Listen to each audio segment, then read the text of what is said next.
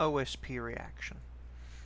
Sparta's finest Around hour! 345 BC, King Philip of Macedon had It's my best I can do with a proper Leonidas accent.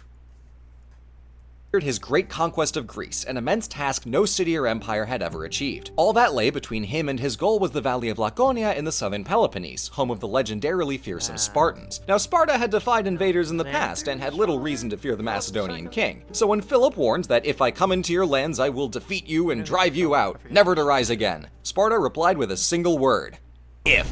That is the story of Spartan bravado as popular legend remembers it. However, observant viewers will note that it is no longer 345 BC, and time has indeed progressed onward, so what happened to Sparta after their famous retort? Well, in 338, Philip did come into Laconia, did defeat the Spartans, did drive them from the lands they'd held for centuries, and what do you know, they never rose again! Several years later, Alexander the Better Things to Do was off in campaign in Asia and reportedly called a failed Spartan uprising a battle of mice. Boom roasted. Sparta had talked the absolute biggest game with the fewest letters possible, but when it actually came time to tango, they got their clocks cleaned by the socks the Macedonians had knocked off. It went terribly. Yet everyone else in Greece saw it coming a century away. Sparta hadn't won a major battle since conquering Athens, and their entire Pan-Hellenic Empire came crumbling down in 371 after losing one fight against the Thebans. The Thebans! Whose major military innovation was being gay on main and stabbing a little harder on the left side of the phalanx. No disrespect.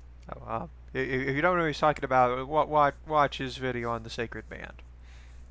It's good to stuff. Thebes, but if that's all it took to topple the empire that... Or, sparing that, if for some reason you don't want to watch a brief, awesome 5 to 10 minute video, but you do want to read a book series of anthologies, check out the Thieves World series, where they have a group who is blatantly based off of the Theban Sacred Band, except I think they ride horses. And they serve the most not YouTube friendly character in like all of literature that is not actually porn. At best at Athens, the resulting portrait of Spartan battle prowess is embarrassingly weak. The bravery and virtue that defined them in the Persian Wars had fallen into parody, and with the arrival of the Macedonian steamroller met by chest thumping in the field and limpness in the shield, it's hard to say Sparta died anything other than an idiot's death. In the new Hellenistic age of the Macedonian kings, Sparta languished as a backwater, left nominally independent because they were too insignificant to actually kill and too annoying to occupy, so simply easier to just ignore.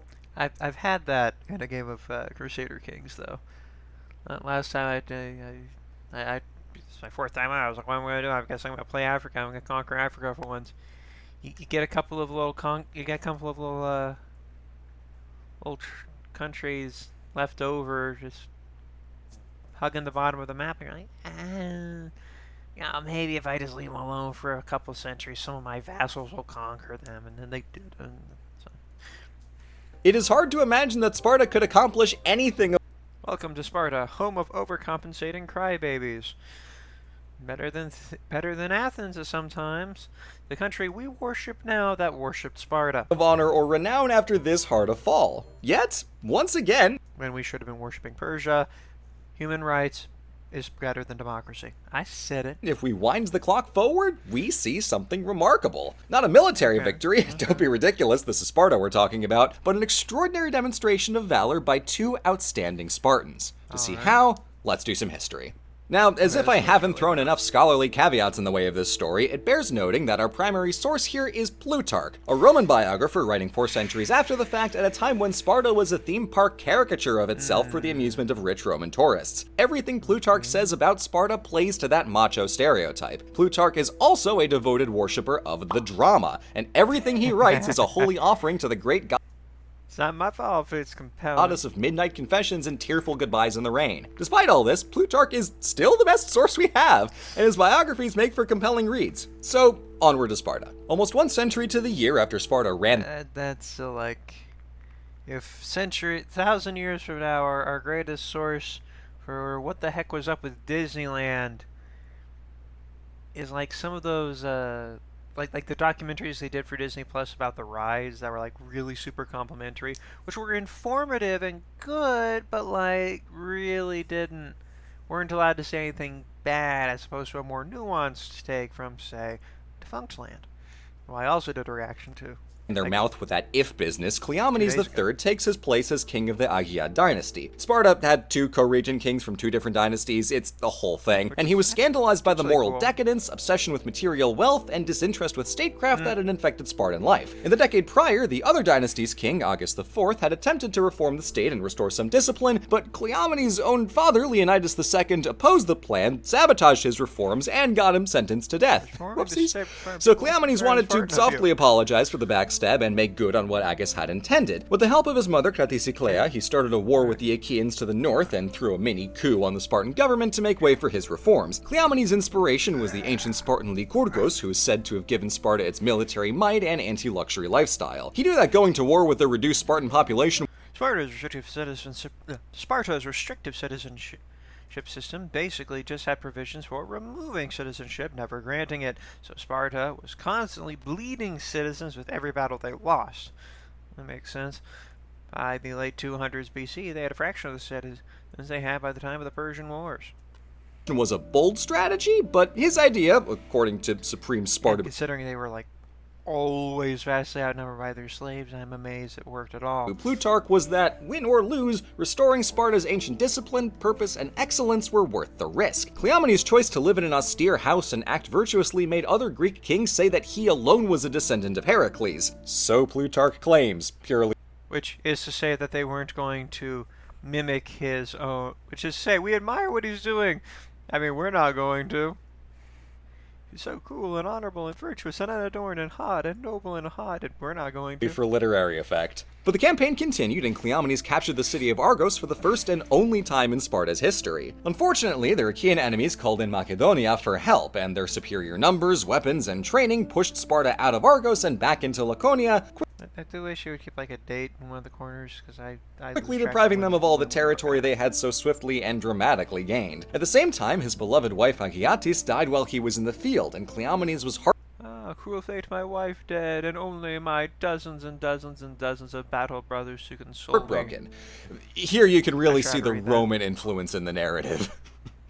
Now, Cleomenes is in a bind, but true to Greek tradition, the best weapon against Macedonians was other Macedonians, because the Ptolemaic dynasty of Egypt was all too Remains eager to mess true with the to this Antigonid day. kings in northern Greece. However, Ptolemy's condition for according to military geography now. aid was that Cleomenes send his mother and children to Alexandria to live as hostages. Now, we have to stop and imagine the hellish twist of weird by Cleomenes naked male losing the their first mom. phase of the war, and his wife, then having to tell his entire family that he ransomed them for an army to fight the war he started. Or put yourself in the sandals of Cratysiclea, leaving Sparta for the last time ever to get on a ship for Alexandria. Cratysiclea. I personally can think of worse fates than living in the grandest city in ancient Greek history, but for a dignified and austere Spartan, nowhere on earth could be more offensive to their sensibilities. But deals are deals, and an army's an army, so Cleomenes came to his mother, distraught, and struggled For a long time, therefore, Cleomenes was ashamed to tell his mother, and though he often went to her and was at the point of letting her know, he held his peace.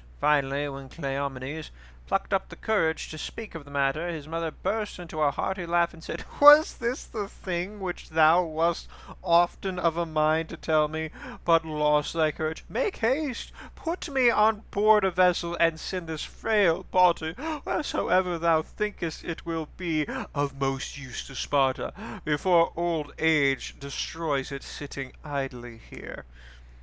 Plutarch's right, I like her. to explain what was happening, but Plutarch says she not, I like laughed, Plutarch's assuring writing him that it style. was nothing to fear, and rather she was happy to be of some use to Sparta in her old age. Yet, on her way to the ship, even she was overcome with emotion, taking her son into the temple of Poseidon and embracing him in anguish for one last time. She then regained her composure and said, "Come, O king of the Lacedaemonians, when we go forth, let no one see us weeping or doing anything unworthy of Sparta, for this lies in our power, and this alone." And with that, they stepped out, she boarded the ship, and the mother of a Spartan king was gone.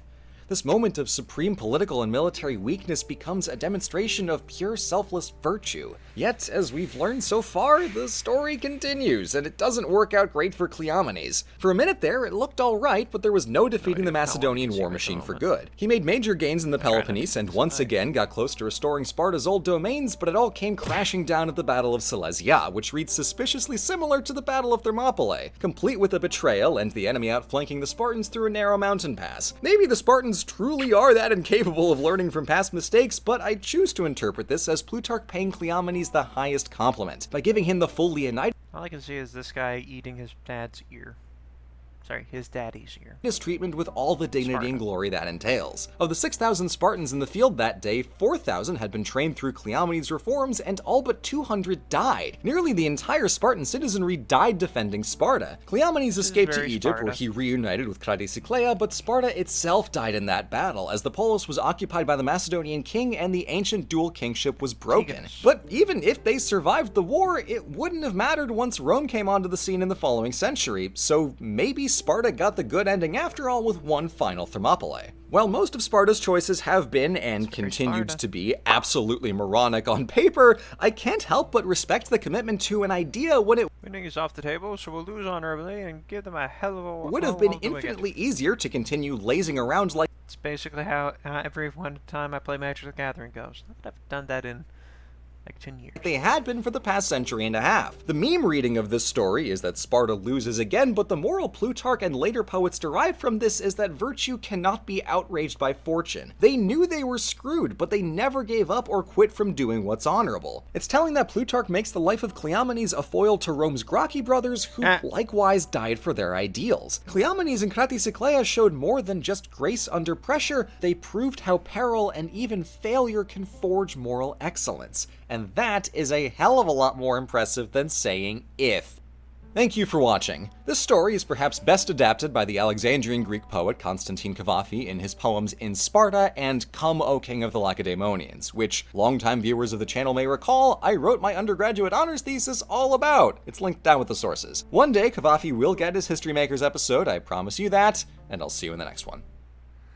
And with the way I learn, I'll probably have to watch that video 2 or 3 more times before any of it sinks in. Not on them, that's on me. It was all very well done in a very reasonable amount of time. Alright, hopefully I'll see you tomorrow.